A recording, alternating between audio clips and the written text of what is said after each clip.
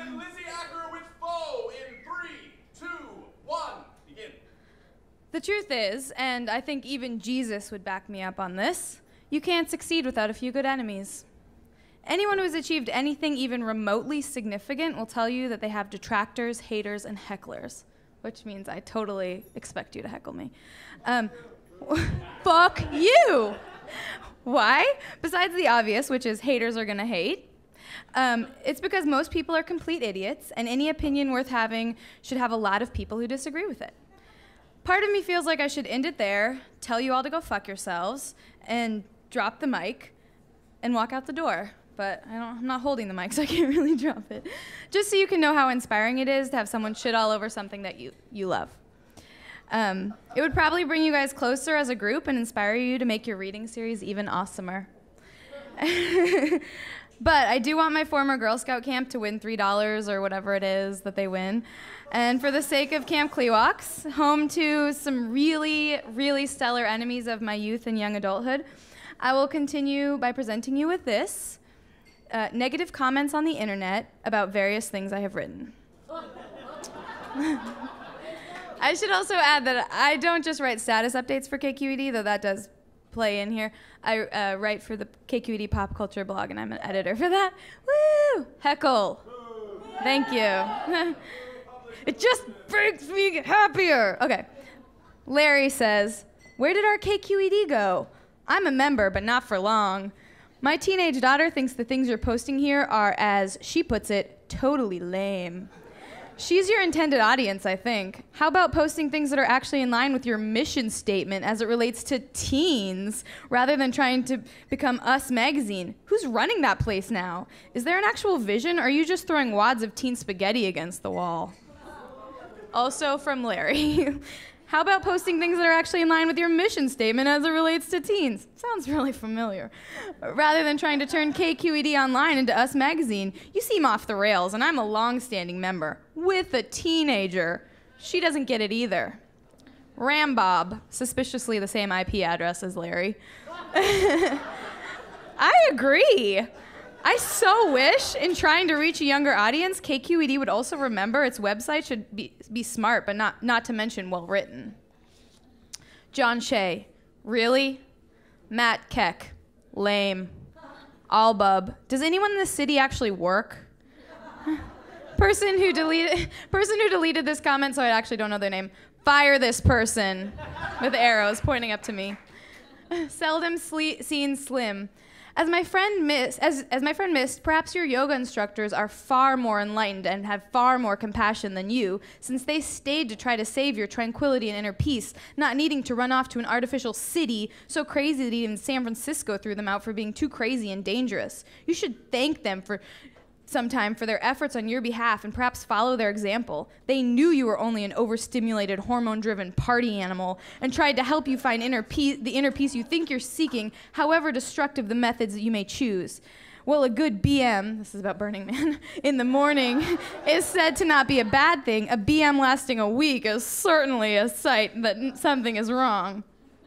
Listen to your yoga instructors and be you. Don't try to be what you're not. Your past relatives or hippies on hate in the 60s or a beat in North Beach. You should try to be what your yoga masters are telling you you are. You, a 30-year-old woman from San Francisco with responsibilities. That's in caps.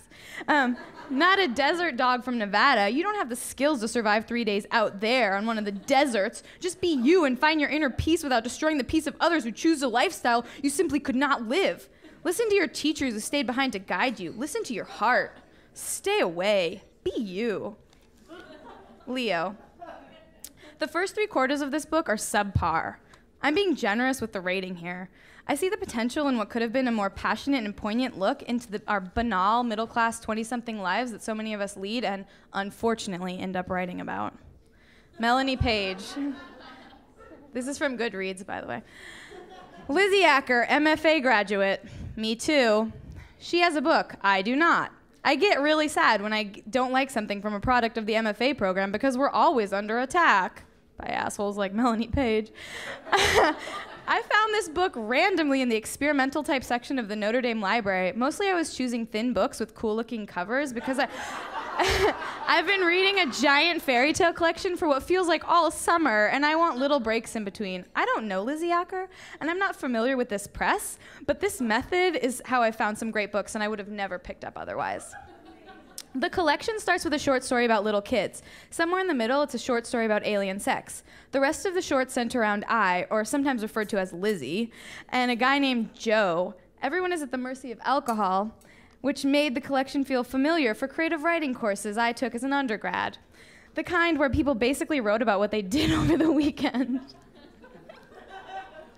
Well, Joe was a reoccurring name. His character was not. Sometimes he was responsible, sometimes he was a total loser. Was this the same Joe? He fluctuated like floppy bacon. Also, the I could have been anyone, and I was reminded of an essay published in AWP magazine by Chris Mazza, which described the way most young writers use first person because it's somehow easier, where the writer, instead of creating characters, allows him or herself to be the story. Why invent a character when you could just write about yourself? Obese Pope. 6 tattoos and you know a tattooist, so you're an expert? You're a fool. I've got over 40, know 6 artists, and I'm a collector. A true expert knows the people who tattoo you. His Highness, his Serene Highness. And of course we're being lectured by a saggy-titted mission hipster with an I Love Oregon tattoo over her flapjacks. Barf. Thomas, oh my God, my shirt's unbuttoned. James. Thomas is a horror, oh fuck.